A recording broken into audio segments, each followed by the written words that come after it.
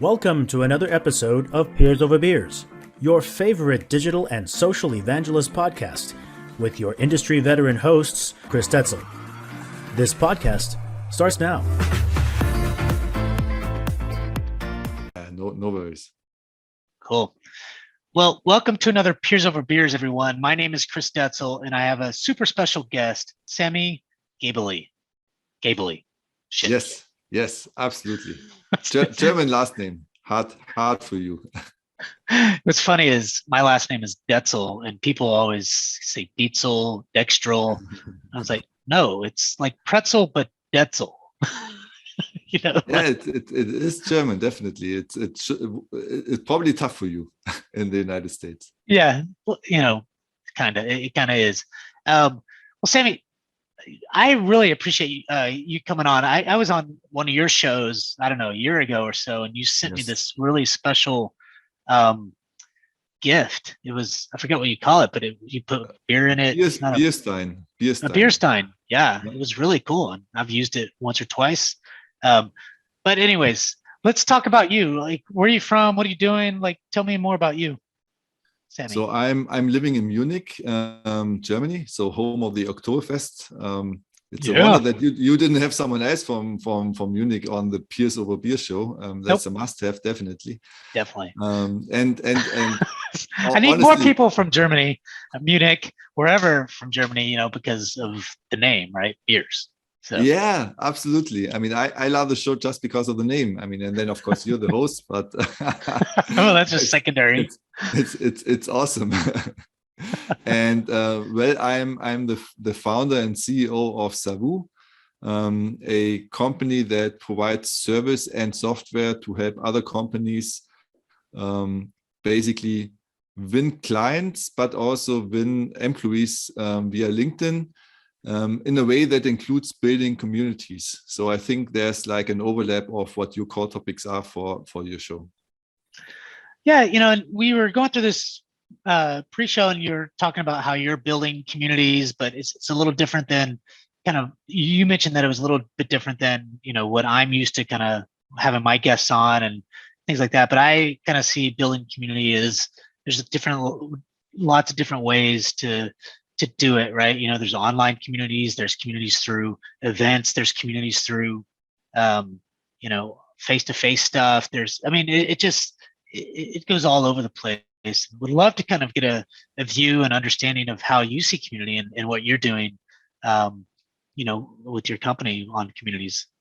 Yeah, definitely. So maybe first, what I generally understand, what a community should do is enable the participants to get and create value from each other. So not like one person on top, usually the company that organizes that pushes something down and other people consume. That's not a community. That's more like a marketing or whatever channel. Community, in my point of view, is like people really getting together in some way and getting value out of each other. I don't know. Yeah. How do you see it, Chris? Well, I've seen it different ways. I think that you probably said it correctly, but I do think that, and I've been thinking about this a lot, and I think I'll be interested to get your point of view. One is community, first of all, is just a place where people can get together to talk about some common thing that they're trying, maybe they're solving problems, or maybe they just want to talk to each other. Let's just look at, I'm part of a running community in Dallas, Fort Worth, Texas, right? And so I have this community. It's online. It's a Facebook community, and we talk about all things about gear, what you wear, how many miles you're running, what's a good training plan, and we're all talking to each other about running kind of stuff, right? And it's the same thing. So when you have an organization that has a community, what are they talking about specifically? Well, you could do a lot of different ways. One of the ways is it could be a product community to where your product is somewhat complex, and so you want users to talk to each other to help each other, and the organization comes in to help answer some of those questions that are going on. Maybe you have some events specifically around that kind of stuff. I like your version of a community to where people are just getting together, and maybe trying to solve some problems. Maybe it's an industry type kind of community. So instead of just a product focus, maybe you're focused in on the data landscape. How do you build a data governance program or practice, or whatever it is that, and then you're talking higher level and things like that. So I mean, it's a long way around saying, people that have common, not necessarily problems, but common things that are there together, then they get together and talk about that kind of stuff mostly, right? So does that answer the question? Yeah, absolutely. So you added one thing that I forgot. You have to have people with a common purpose in that community. It can be running, and I mean, it's a really cool example that you mentioned. For me, it's triathlon. For you, it's like long distance running, but still, you have special topics. You have like you're really passionate about the topic. And so you geek out on that stuff that no one else cares, but these people really love it. And so you stick to it, and you get value out of it because you get advice and tips, and you also get new connections out of it, I would assume. Absolutely. I mean, when you kind of look at kind of the landscape of community, you have people that have been doing this for a long time and very much of an expert in this certain area, right? Whether it's running or whether it's some part of the product or some industry focus or whatever, they've been doing it, they've been saying it. You've got people that are coming in that are new, that have no idea of what to do. When you think of running or triathlon, what kind of bike do I need? What kind of shoes do I need? What kind of socks, or what kind of hydration, or we think of the product. How do you go deep into this and do this thing that is really cool that I didn't even know about? But then you're teaching others, and others are learning from that, and then they become the experts over time, a year, 2 years, however long it takes to kind of get to that. So I think the nice thing about communities is that you have some people that are really smart about the topic, but then you have people coming in all the time. I think there's also a little bit of if somebody's been in some community for a long time, sometimes they get a little bit like feel ownership, and that's okay. But they need to make sure they're welcoming and caring about those that don't know as much as they do. Because I think if we've been doing this for 5-10 years, and somebody's just doing it on their first year on something, then we've got to groom them, teach them, and help them. And that's really, to me, what the community is about. Yeah. But they also get something out of it. So it's not only giving; you always get something out of it as well. Yeah. And so basically, I really think that having community at the center of what you do as a company, be it for marketing, sales, but also for hiring, is something that will set you apart from the competition, because I don't see many companies focusing on that, like really honestly focusing on that with the core value of providing value to the community and not pushing something into the community. Absolutely. And I can tell you how I got like basically inspired by it. It was two guests besides you, of course, that did something really interesting, and I thought, wow, that's like amazing. One of them was Rob Gonzalez. He's the CMO of Salesify. They just raised a new round on a 2 billion valuation, so it seems that they do a lot of things really right.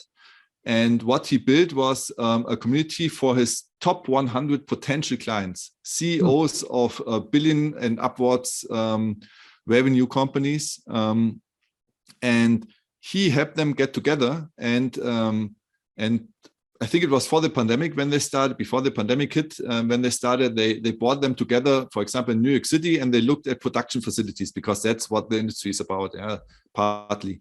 And they didn't push like the Salesify product, but of course they created connections, and they became a trusted advisor on the topics where they're experts.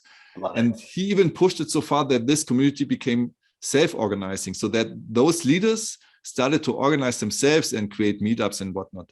So I really liked that a lot. And he said, like, this is something that provides so much value and is not expensive compared to other things you could do in marketing and sales, that I thought, oh, interesting. I should start to think about how we can do it. So that was one piece. And the second piece was a lawyer in Germany.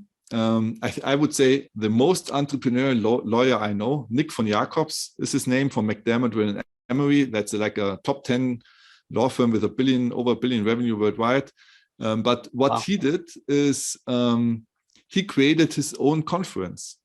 So the Munich Private Equity Conference or M&A conference, it's called MUMAC. And he started like 8-9 years ago. First conference, like 20, 30 participants. Now he has like 450 people attending, all experts around the topic of M&A and so private equity and all that. Yeah. And I recently talked to some people who attended, and they said it's amazing. It's one of the best conferences there is. He provides a lot of value by bringing the right people together, and it's a mix. Of course, it's Munich, so you could almost guess it's around the Oktoberfest time. So I love it. So during daytime, it's like a conference from 9 to 4 with some speakers and so, and then they go to the Oktoberfest and switch to like lederhosen and dirndl and drink some proper beer out of like 1 liter max. Love it. And that's really cool, they said, because it's a mix of you learn something to, it's what I learned is, it sounds so simple, but it's true. I think if you bring the right people together and provide some alcohol, there's always magic that happens. Absolutely. Alcohol is the magic, just a couple of beers and, people will talk about almost anything, and I can't disagree with that and be, so this is really great. And I call this kind of customer or community-led growth. And what I've been thinking about, and this is timely, it's so interesting that you're bringing this up, is one is I would love to kind of know exactly, like when you talk about Saucify and how they've had this kind of community-led growth in a sense, and he says tons of value from that, are they tracking that value? Are they, what is that, when you look at numbers, or is it something that's just hard to track, but they just know it's there because, they're having events on behalf of Saucify on their own, and, which seems pretty amazing to me. And, you've got me interested to kind of look at that. The reason I say that is, so when you look at Reltio, and I've had this conversation over the last few weeks with different community leaders, but when you look at Reltio, today we have a community that is just a product community. I say just support community for our product. It's done really well. I've created, several programs around it that really is helping it to succeed and all these things. But, and that's good to have this kind of, when you place where people can go and talk about the product and get help and things like that. And that will always be very important to when you think of support or product or those kind of folks, so that they can learn. And so as an organization, we can learn from them. But what I like is more of the approach of, and I'm thinking of moving this way, and not just thinking, I'm starting to try to push that way now into the organization to say, hey, today we have this great community that I just mentioned. But right now it's just a small part of the community, right? If we start thinking about the industry of data professionals, data, how people are doing data management, data governance, data quality, data that whatever. Is a difference. Yeah, that is a difference. Yeah. And we start bringing those people in to talk about their experiences on how they solve these bigger problems. Eventually, I don't have to talk about my experiences because I'm not a data professional, but I can interview those people. I can talk to those people. I can have them share, and it's people that aren't our customers per se. It can be, but it can be, somebody that we don't even, like you said, the top 100 potential customers that we have. Let's go after them and then just get them just to talk about their experiences. And, they don't even, something that I said to somebody is, you don't even have to talk about your company. You can just talk about, as a leader in that space, to talk about the space. Like, I never do I have to bring up Reltio. Like when I'm talking to, and somebody asked me to do some kind of speaking engagement, I don't necessarily have to talk about Reltio if Reltio doesn't want me to, which I think they want me to. I could just talk about, how to build a community from scratch, or how to build a successful webinar program, or how to, whatever, do those things. And it's going to be on behalf of that company that's allowing me to speak, to that. And they want it because they want to be industry leaders in that space, right? So I love that. And that's where I'm going. But let's be clear though, Sammy, is you can't do it on your own. You need the backing of some leadership and within your organization, because if you're not getting get the marketing team behind you, the PMM team behind you, the engine that really can push the message out to help these people that you're bringing on stage, either to your events or to your webinars or to whatever it is, it's just not going to work. So there's some internal stuff that you have to do, and that's what I'm working on today. So I think that's important. But it's really awesome. I have a smart way on how you can make that happen a little bit more easily. But before I tell you that, I'm gonna it's still an arch, so some people stick with us. Before I tell you that, just one other piece that I still want to tell you, and then I piece it together and show you how we do it as a whole. Okay. So the last piece I learned about, it's from Salesforce. And I was an MBA student in Madrid a couple of years ago, and I had a case study about Salesforce. And they also started inviting in the beginning their potential clients to events. In the beginning, it was like fancy dinners. Then one of those salespeople said, I don't want to have a fancy dinner. Let's just go to a bar and drink. And it was a blast. It was much better than the dinner because, of course, you can mix around more easily. You can connect more easily. And so this was one of the main drivers of the fast growth in the beginning of Salesforce. And you might think, it's an online company. It was all online, but no, it was like these local meetups, these local events that drove growth. So what we piece together is basically starting exactly at the point where you mentioned right now. You start by, I would strongly suggest building your own show. And that's, for example, also something that my company does for other companies. So you start to build your own podcast. That is also, we call it as a video, and you invite, first of all, you name the podcast around the core topic that your core clients love. It's not your company podcast. It's about the core topic, as you said, really on point. For example, one of our clients are the chief marketing and sales officers, or the other big bucket as clients we have is leaders in consulting. We call it the show. So company leaders of consulting companies. And then you invite, and that's pretty simple, your core customers that you would like to have as a customer on the show. And you don't talk about your own product, you talk about topics where they have insights so that other people of the same peer group can learn. And of course, parts of it are in the space of where you can help, and parts of it are absolutely in different spaces. But that's fine, because you want to provide value. That's at least how I see it. You want to provide value to the community. And in the second advantage is you build really good personal connections to the people you have on the show. So one little trick you can do, it's really simple, is you do two parts for an interview. You do a pre-interview where you ask some questions to determine the topics of the show. And you include some questions to find out what the pain points are of your core clients. And by doing so, by mixing these two questions, they don't notice that they are in the first part of a sales process. So they answer really honestly. It's amazing how honest they answer. And then you have the interview, and you reserve like 10-15 minutes at the end of the show recording and pick up the pain point and say, hey, Chris, I heard that you want to build a new community. We at SAWOO, we have a great process to do so. Would you be interested to learn about that? If so, we can have a short follow-up call. Chances are pretty high, if this is your core topic, that you say, yeah, it's my core topic. They have a potential way. I want to have a follow-up call at least. And it works like, I would say, also for our clients and for us, 90% of the cases you have the follow-up call, and then it's up to you to close. But then you have this cool content piece of a podcast. You repurpose the content into snackable pieces. You put it on LinkedIn on the show page. So you don't create your company page. You create a page around your own show and post the content. So that is the first step. Next step, you look on LinkedIn. It's super simple. You can have a look where your core customers are located physically.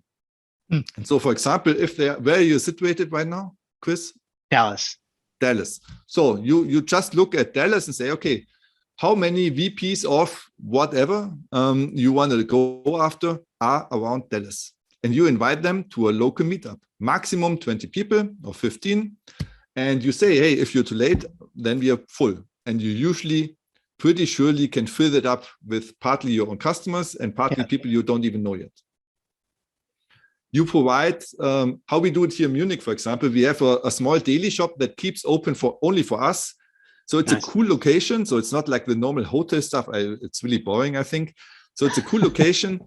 He has really great cheese and great bread and some ham and that stuff, and wine and beer, of course, and water.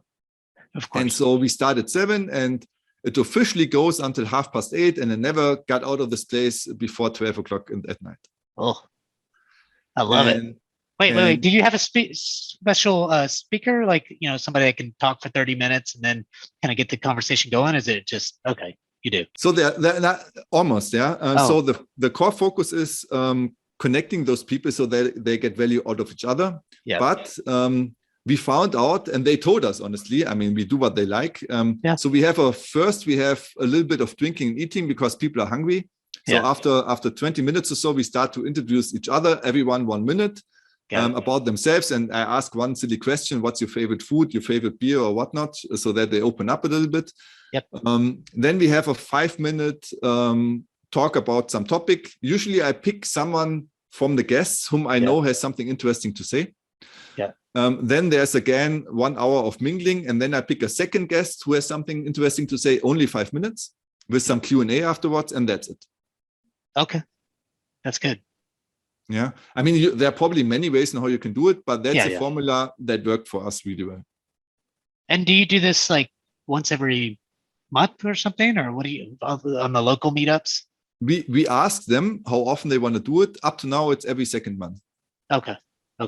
Yeah, but I have to honestly amp it up because location is full now, always. So I have to do it every month, and then they can choose when they want to join. Yeah, that's great. And it's really nice because if you mix your existing clients with potential clients, I never talk about us. Our existing clients are usually pretty happy with what we do, and they talk about how we help them and whatnot. So I always come out with new opportunities without ever selling anything. You must be rich. I mean, this is great. I love it. This is community led. I mean, we are growing. That's good. And I must say, and maybe it's part of my nature, I didn't tell you before, but I'm half North African, Tunisian. Okay. So we always have the tendency to wanting to give, and that's fulfilling also my need of providing value to the people that I want to help. Yeah. So I think that's the goal at the end of the day. If you have that mindset, you need kind of that killer instinct. I mean, you probably have a little bit of both, being German and parts. Yeah. I mean, if I have an opportunity, I go after it. Don't worry about that one. Yeah. But I mean, also don't always be on the sell pushy side. It's not really necessary. I think. Yeah. I agree. And then go ahead. And then once you do that, you build personal relationships. And I think even in the world we're living in right now, people really crave these personal meetings in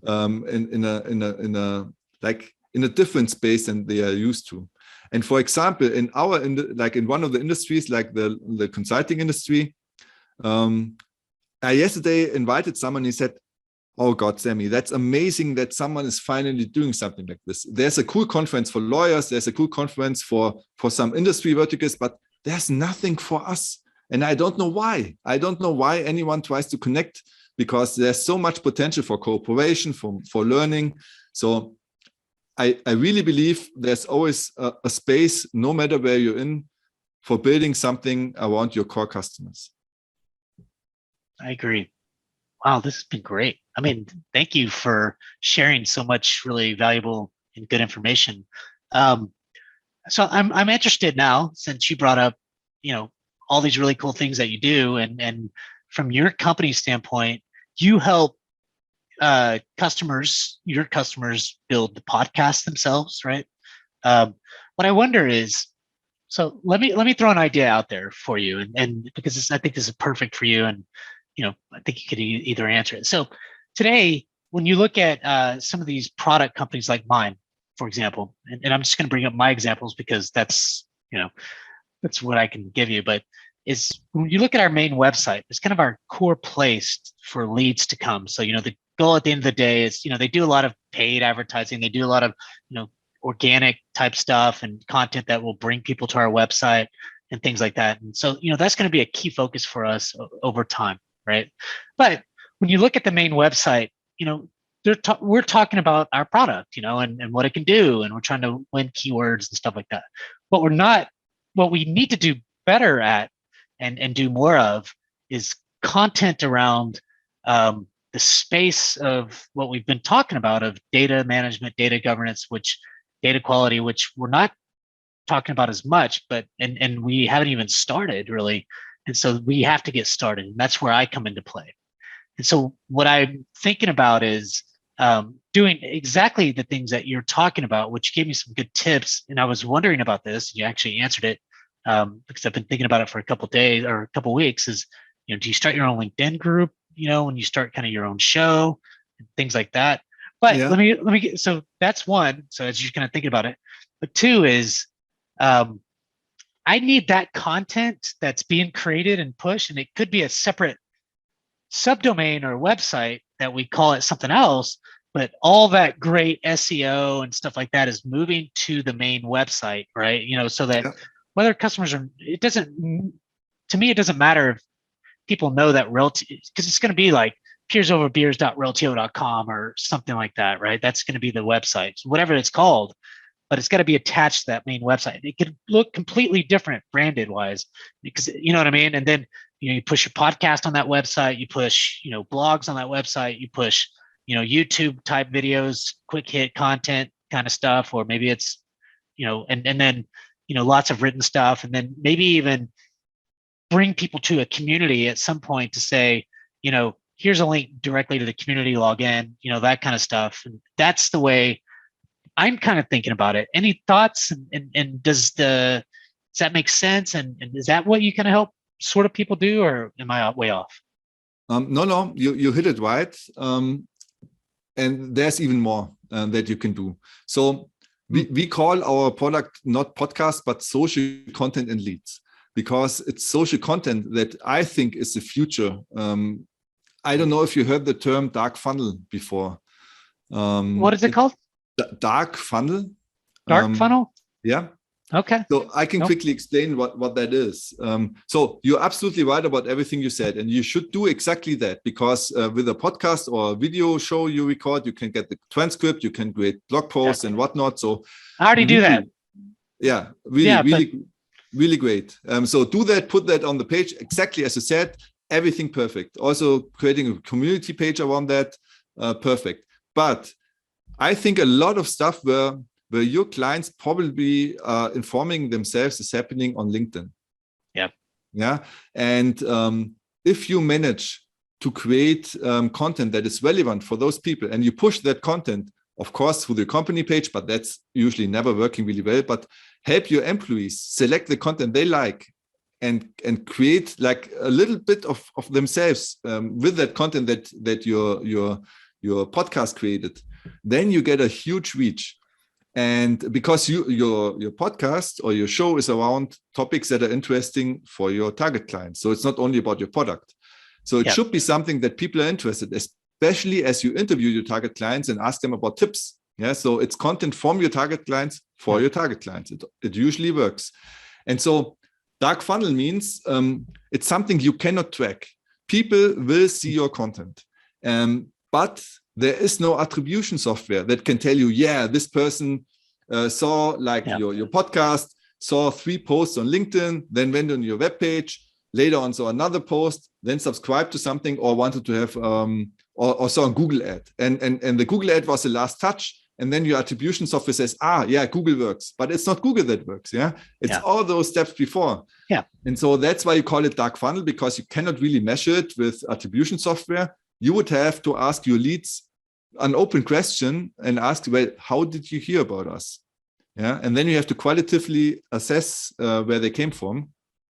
And I think this is a big bucket of where most companies fail right now, tapping into this community stuff. And you just mentioned LinkedIn group. That doesn't really work. Not groups. I didn't mean group. I mean a page, like create a LinkedIn that page. Works. Yeah. I agree with you on the groups. Okay, groups perfect. I mean, are we just tried it, to be terrible. honest. I didn't know that Yeah. it didn't work, but it didn't work. Yeah, Never. we have a link. Realtio has a LinkedIn group, and I've created groups in the past. I'm like, nobody does shit on these things. What the hell? Why? It's kind of weird that it doesn't work because of LinkedIn. Being Yeah, it's LinkedIn. It's not the person's the people's agree. fault that create the groups. It's just not working in this. I agree in with this you, social side. 100%. I'm talking about a page like Peers Over Beers Exactly. page that Yeah. or whatever you call it, and then start pushing people in and posting that way. Yeah. And for your sales team, that's now a magic trick. And I mean, your sales team owes me a beer, then I'm pretty sure. So you create content clips, like short video clips or citation pictures, and you post it on your Peers Over Beer site, for example, and you tag the person that you invited. Yeah, of course. What will usually happen is that person likes what they said, and they like it. And what then happens is the LinkedIn algorithm shows this post to the network of the person you had on your show, which is usually connected to your target group because you invited your target group. So what we do for our clients and what you could do for yourself as well, anyone can do that, is look at all the people that interact with these posts and then interact with them, invite them to be guests. First of all, invite them as a person to be on your LinkedIn network, then invite them as a guest or whatnot. The conversion rates are crazy high compared to cold outreach because people have a social connection. That is true social selling in my point of view. And that's how you get connections to people whom you would never get a connection by cold outreach. I love all these clips I'm going to get from this video right now. This is good stuff, Sammy. It is interesting because you're seeing these companies that, aren't investing in social like LinkedIn, or even social. I've seen companies that will just give a social media person 10 hours a week. And I'm like, what the hell? We need to go big on social. I think companies definitely should be tapping into the social. That's where everybody is. Like you said, I mean, you should go where your customers are. It's pretty simple. Yeah. Yeah. I mean, tomorrow it might not be LinkedIn, it'd be somewhere else, but that's all I'm saying is that LinkedIn is a huge opportunity. And if companies start putting dollars and focus in on doing exactly like engaging and interacting with these people instead of pushing out your blog and pushing out your blog that and doesn't whatever. Work. You know what I mean? Like what is our LinkedIn strategy? It's like pushing blogs and pushing blogs and pushing blogs. Yeah, it's like full. Who I really like. What's that company? For some reason, it's a very big community that everybody goes to when you type in something. What's that company? Anyways, some of these companies will engage and interact with their customers, or if they're tagged into some kind of Reddit. Reddit does a really good job of engaging with others. So I've seen it to where they're clever. Somebody will tag them in there and they'll say something in the comments. They're always engaging and interacting with their audience. And I'm like, why aren't more companies doing that? Why do we have to be like this old school thinking? It's bullshit. Let's go where our customers are. And email does not work as well as it used to. I'm not saying that email is still a powerful tool, but it's not most of that shit, when you talk about your product, just goes into the trash, Yeah. And if you think long term, I mean, the US is still a little bit behind on that one. It's one of the only things that you're a little bit behind besides compared to Europe. But in Europe, there are really hard guidelines around data security now. Yeah. So it's really tough. You walk a really thin line when you cold email people in Europe. But on LinkedIn, you are allowed, of course, to add someone as a contact, and then you are allowed to send them messages, So that's all fine. So that's one way to go around this. And I think at some point, I think also the US will go a little bit more into this direction. I'm still amazed, to be honest, by the amount of emails a potential lead receives from American companies.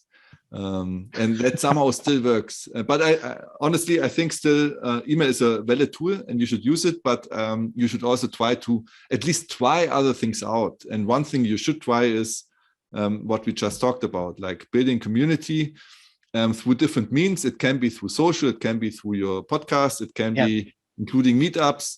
And the last bit that I didn't mention before, but the last bit is create your own conference if you don't have it yet.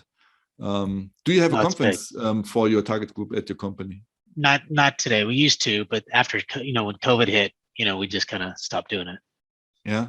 So I think, compared to what you have to, let me give the example of the lawyer, because he did it successfully. So now he charges like $300 for each attendee who's coming.